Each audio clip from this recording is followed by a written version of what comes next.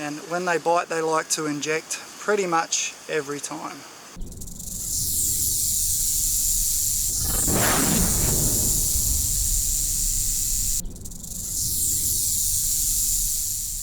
Just wanted to give you guys a quick look at the fangs on this snake and his venom. It's pretty full on, so we'll just have a quick look here, and when they bite they like to inject pretty much every time. Come on, bud. You want to show us those fangs? Oh, there we go. You can see that venom going down.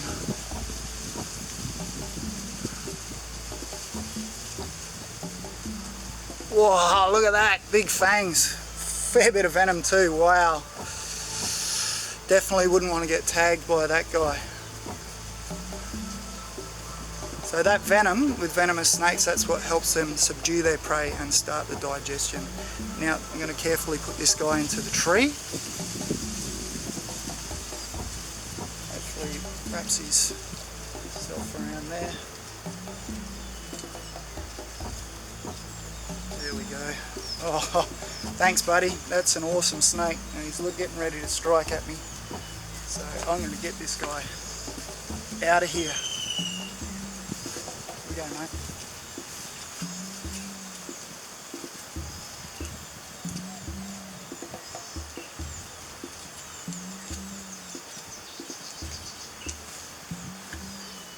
There he goes, another successful catch and release.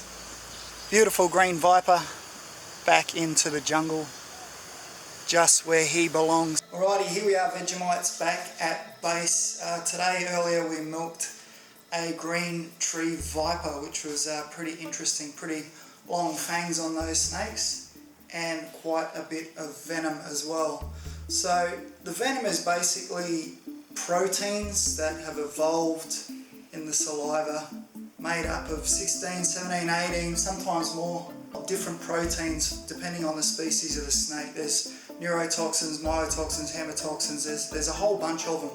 But basically it's modified saliva that's evolved over millions of years to enable the venomous snakes to catch, subdue and start the digestion stages of their prey items. So I'm going to do a little bit of an experiment today.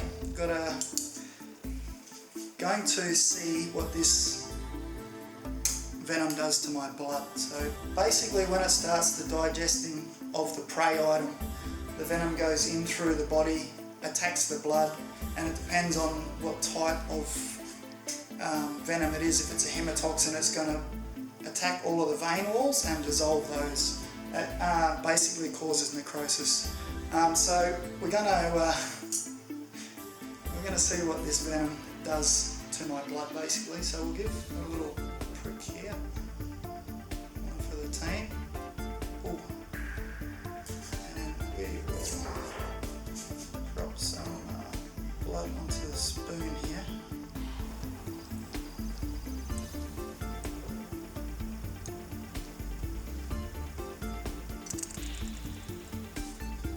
Okay, so we've got a bit of blood there, that'll do the job.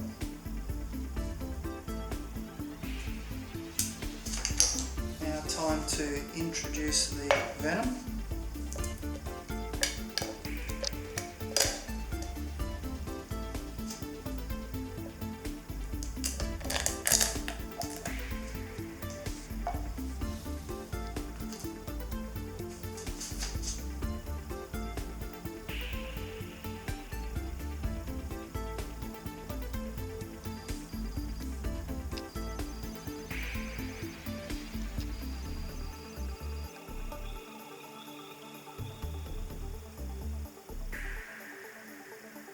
Eight drops of venom.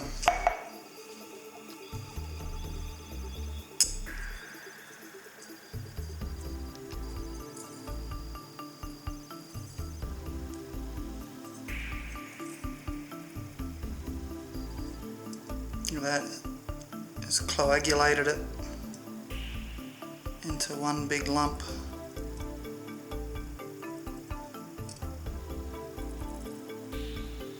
So that would be mainly hemotoxic, causing hemorrhaging. A lot of the vipers have horrible venom. People get bitten on the fingers or the hands or the arms or the feet, and it just hemorrhages and hemorrhages and hemorrhages, and eventually their limbs will split. Sometimes the doctors or surgeons will actually cut their limbs open to relieve the pressure, and if they're lucky enough to keep their fingers or their foot or their hand, they usually end up with a massive scar on it.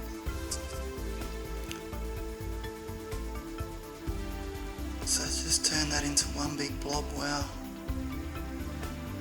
Okay, here we are at the 2-minute mark. Look at that.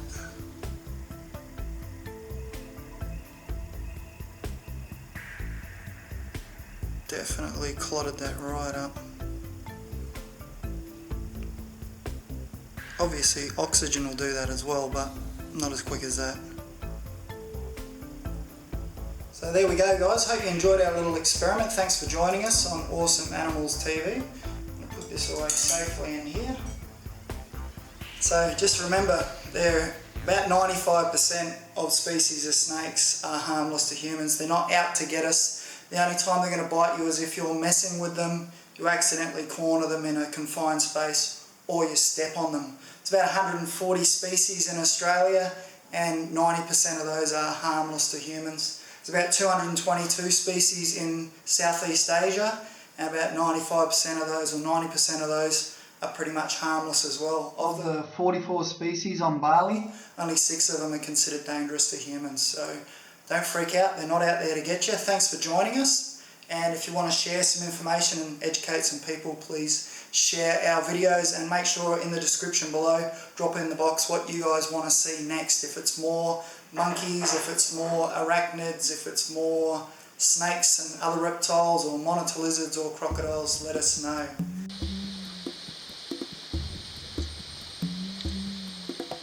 Okay guys, check this out. Naja Patrix. Now there are 11 species of cobra in Southeast Asia. 6 of them are spitting, and this is definitely one of them. He just sprayed venom all over that camera there.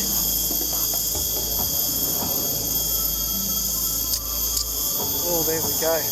Now when they spit their venom, they actually don't make a noise, but when they're bluffing, they hiss. So this guy here gets to about 1.5 metres. They're rodent specialists, they love rodents. And quite a hard snake to work with, obviously, because of the ability to spit venom. And I'm hoping that he'll keep looking at the camera, thinking that the camera is somebody, and he keeps directing his venom onto that camera. So when this snake is full grown, he can spit about 6 feet in length. They play a vital role in the environment of keeping our rodent numbers down, and everyone knows that if we have plagues of rodents, that can definitely cause disease. One that comes to mind is the Black Plague, and that was from rodents, too many rodents, and the blood-sucking fleas that they carried everywhere.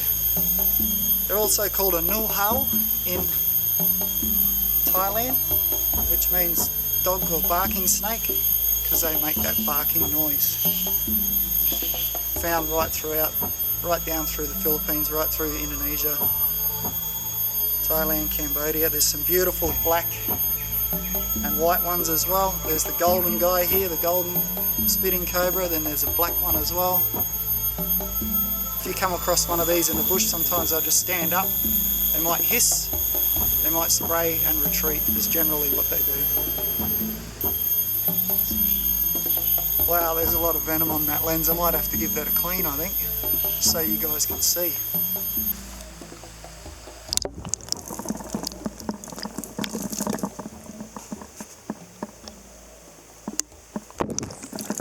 That's where it pays to have a waterproof camera, that's for sure. Alright, so there we go, we'll touch that up.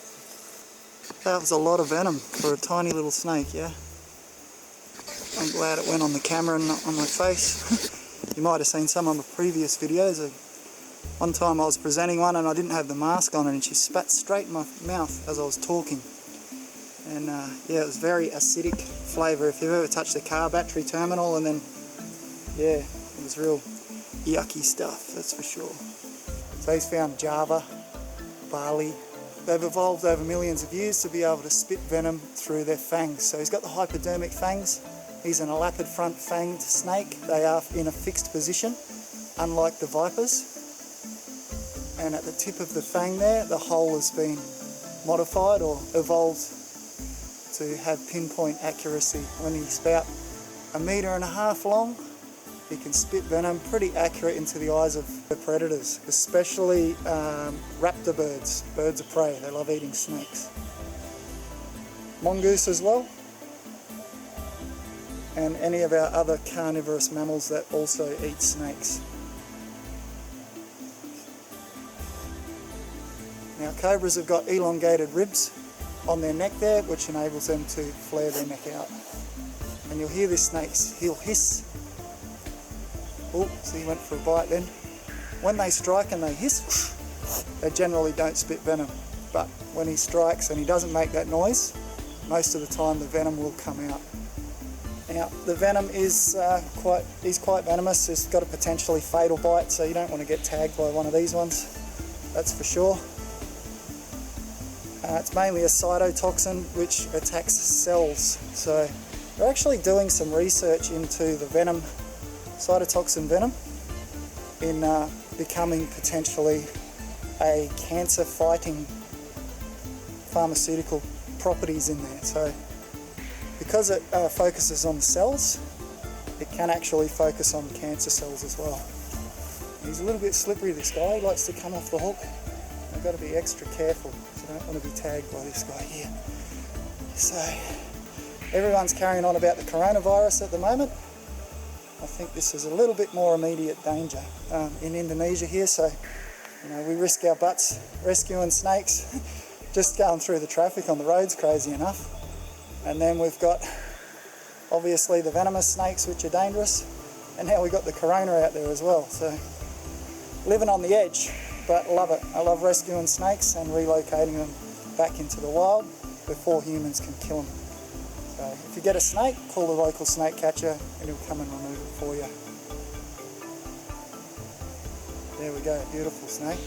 Wow, he's a handful, that guy. So if he does actually spray venom in your eyes, you'll wash it out immediately with water and you're not in a huge amount of danger. But if it's left in there, it can cause problems with the cornea and it can cause blindness. So definitely if you wash it out straight away, it's not a huge thing. But if you had any cuts on your hands, or if you got sprayed in the mouth and you had cuts in your mouth, then you can have big problems with it as well. So they're a handful. If you see a snake, guys, just call a snake catcher, let them deal with it. You never know what it is. If you go and approach it and it's a spitting cobra, 2 meters away, not what you want. Alright, look at this habitat. This looks like a pretty awesome spot to release our spitting cobra here. The jungle. Nice creek down the bottom there. So after playing with spitting cobras, take everything off, bag it up, wrap it up, and treat it like it's a bag of coronavirus. All this will need to be washed just in case there's any venom in there. Wash my face, wash my hands, wash the glasses, wash the whole lot. So don't try any of the stupid stuff you see me do on my channel, guys. I've been playing with snakes since I was about 8 years old. I love them and I love releasing them and I love rescuing people from them and them from people as well. This is a formidable beast. Whenever you're in the presence with one of these snakes, I'll tell you what, they've got an aura about them. They're just amazing. So thanks for joining us. My name's Corey Wild, and what we're going to bring to you is awesome and beautiful animals from all over the world, like this guy here. So stay tuned and subscribe. Keep it wild. I'll catch you next time.